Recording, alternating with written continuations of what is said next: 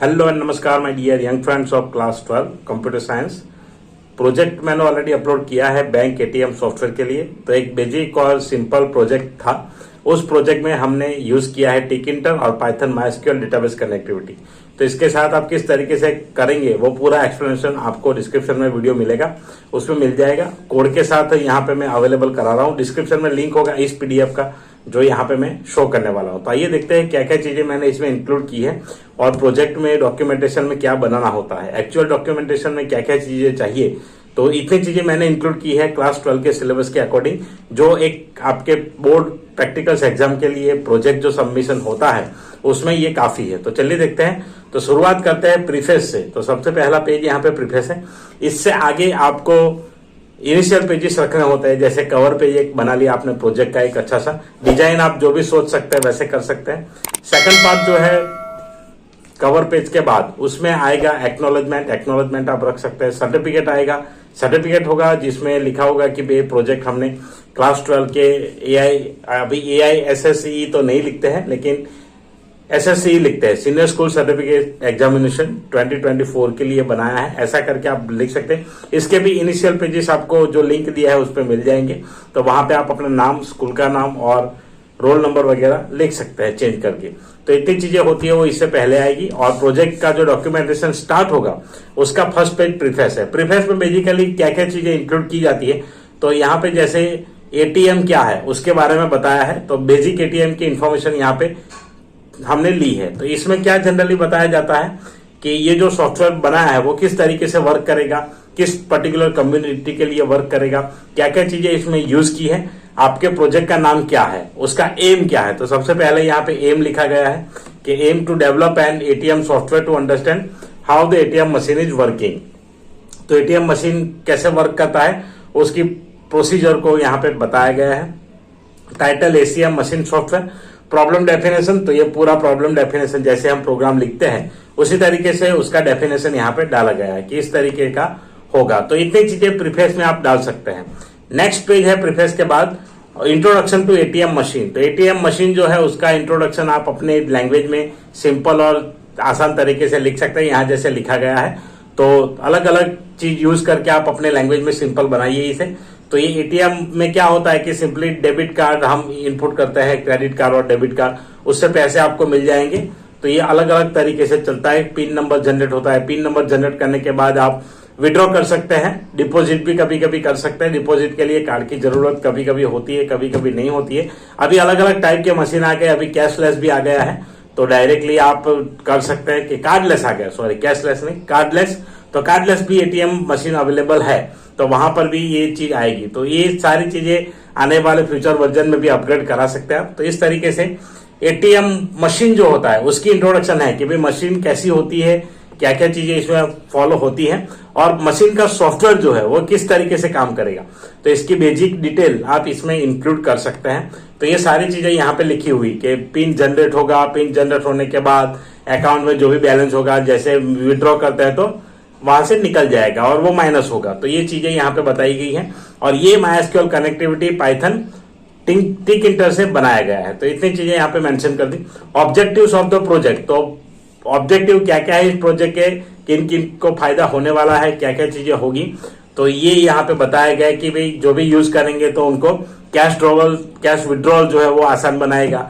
उसके बाद ये है कि पिन नंबर अगर जनरेट करना है, रीजनरेट करना है, ऐसी कोई चीज है तो वो भी यहाँ पे चेंज होगी। फिर जैसे यहाँ पे customer will be required to enter ATM card number डालेगा यहाँ पे तभी होगा, क्योंकि जनरली एटीएम मशीन में तो कार्ड को स्कैन करके वो जो चिप होती है उसे आइडेंटिफाई करता है। यहाँ पे कार्ड नंबर इनपुट करना पड़ेगा क्योंकि ये हमारा पाइथन में सिंपल और बेसिक प्रोग्राम है। तो एटीएम पिन नंबर और एटीएम कार्ड नंबर दो चीजें यहाँ पे होगी, या अकाउंट नंबर होगा तो अकाउंट नंबर ही एटीएम कार्ड नंबर यहाँ पे रहेगा इस सॉफ्टवेयर में। चलिए आगे देखते हैं। ऑब्जेक्टिव इस तरीके से रहेगा कि भाई किस तरीके से आएगा। Project also help Python programming, तो पाइथन प्रोग्रामिंग जो सीख रहे हैं या तो जो भी इसके ऊपर काम कर रहे हैं उनको काफी हेल्प करेगा। तो ये डॉक्यूमेंटेशन है Python programming principles and effective procedural code यहाँ पे डाले गए हैं। चलिए आगे देखते हैं एग्जिस्टिंग सिस्टम। तब तक सिस्टम कैसे वर्क करती है उसके बारे में है कि रजिस्टर होता है, बैंक में जाना पड़ता है, लंबी लंबी लाइन में खड़े रहना पड़ता है, तभी पैसे मिलते हैं, या तो तब वो पैसे विड्रॉ कर सकते हैं। तो ये प्रोसीजर है, इसके बारे में डाला है। और दूसरी चीज ये है कि भाई आपके डेली शेड्यूल में अगर आपको बैंक में लंबे लंबे लाइन में खड़े नहीं रहना है, कैशियर के साथ कोई जैसे होता है वार्तालाप, वो नहीं करना है, तो उसको अवॉइड करने के लिए यहाँ पे एटीएम सॉफ्टवेयर बनाए गए हैं, एटीएम मशीन लगाए गए हैं। तो इसमें ये मशीन के लिए ये कोड लिखा गया है। तो इस तरीके से आप लिख सकते हैं अपने वर्ड में, जैसे यहाँ पे लिखा हुआ है। आगे बात करते हैं स्कोप ऑफ द प्रोजेक्ट। तो स्कोप ऑफ द प्रोजेक्ट में क्या होगा, तो जैसे जैसे टाइम जाएगा, तो सिंपल लिखा है कि time go changes made by banks. तो बैंक जैसे जैसे चेंजेस करेगा, वैसे वैसे ये सारी चीजें यहाँ पे होगी। तो this software requires Python platform and, तो MySQL की भी जरूरत है, वो यहाँ पे लिखनी है। तो सिस्टम रिक्वायर्ड क्या क्या है, रिकमेंडेशन सिस्टम्स रिक्वायर्ड, तो ये प्रोसेसर डाला है, डिस्क स्पेस डाला है, ऑपरेटिंग सिस्टम्स डाला है, पाइथन वर्जन डाला है, और ये MySQL वर्जन डाला है। तो ये इतनी चीजें जरूरी है। ये जो डिस्क स्पेस दिया है वो ऐसा ही दिया है कि 2 और 4 GB, अभी फिलहाल उतनी जरूरत नहीं रहेगी, लेकिन आगे जैसे जैसे डेटा बढ़ता जाएगा इसकी जरूरत रहेगी। तो इनिशियली कम होगा, लेकिन ये बढ़ता जाएगा, जैसे डेटा बढ़ेगा उस तरीके से। सॉफ्टवेयर को लोड करने के लिए तो कुछ MB ही चाहिए, कुछ MB में सॉफ्टवेयर लोड हो जाएगा। चलिए, मिनिमम साइज, तो मिनिमम साइज में यहाँ पे बताया गया है स्पेसिफिकेशन, तो आपको इस तरीके से लिखना होगा जो भी विंडोज वगैरह यूज करेंगे, जो भी पाइथन वर्जन यूज करेंगे। उसके बाद है pre requisite before installing MySQL connector. तो MySQL कनेक्टर इंस्टॉल करें उससे पहले तो MySQL कनेक्टर इंस्टॉल करने से पहले MySQL होना जरूरी है, और पाथ उसका सेट करना जरूरी है। तो ये दो चीजें ऑलरेडी होती है, जब पाइथन इंस्टॉल करते हैं तभी हो जाता है। ओवरव्यू ऑफ पाइथन, तो ओवरव्यू ऑफ पाइथन सिंपल है, पाइथन क्या है उसके बारे में लिखा गया है। तो पाइथन के बारे में, उसके फीचर्स के बारे में। ओवरव्यू ऑफ MySQL क्या है उसके बारे में आएगा, उसकी बेसिक इंफॉर्मेशन आप अपने शब्दों में लिख सकते हैं। ओवरव्यू ऑफ टिकिंटर, 3 चीजें जो मेन यूज की है, पाइथन, MySQL और टिकिंटर, तो तीनों का इंट्रोडक्शन है। टिकिंटर के कुछ जो इंपॉर्टेंट कंट्रोल्स है, विडजेट्स है, तो उसकी यहाँ पे इंफॉर्मेशन है, जैसे ये button, canvas, check button, entry, ये सारी चीजें हमने यूज की है, तो वो आएगा। ये खत्म होने के बाद नेक्स्ट में सिंपली कोड आएगा, और कोड के बाद आएगा आउटपुट विंडो। तो ये मॉड्यूल्स कौन कौन से, फंक्शंस क्या क्या बनाए गए हैं, तो उसके बारे में इंफॉर्मेशन रहेगा। तो ये फंक्शन है, आप इसमें एक्सप्लेन भी कर सकते हैं कि विड्रॉ फंक्शन कैसे वर्क करेगा, मनी कैसे वर्क करेगा, बैलेंस कैसे वर्क करेगा। तो हर एक फंक्शन का पर्टिकुलर डिस्क्रिप्शन भी आप यहाँ पे लिख सकते हैं। यहाँ पे मैंने नहीं लिखा है, तो लिख सकते हैं, लिखना है तो। Otherwise functions name is also sufficient. MySQL tables कौन कौन से रहेंगे, तो वो टेबल्स यहाँ पे आ गए हैं। इसके बाद रहेगा सोर्स कोड, तो पूरा पाइथन का प्रोग्राम जो है वो सीधा कॉपी पेस्ट कर लेना है इसमें। ये मैं ऑलरेडी एक्सप्लेन कर चुका हूं, तो आपको डिस्क्रिप्शन में उस वीडियो का भी लिंक मिलेगा। तो इस तरीके से रहता है ये पूरा, देखिए कोड है।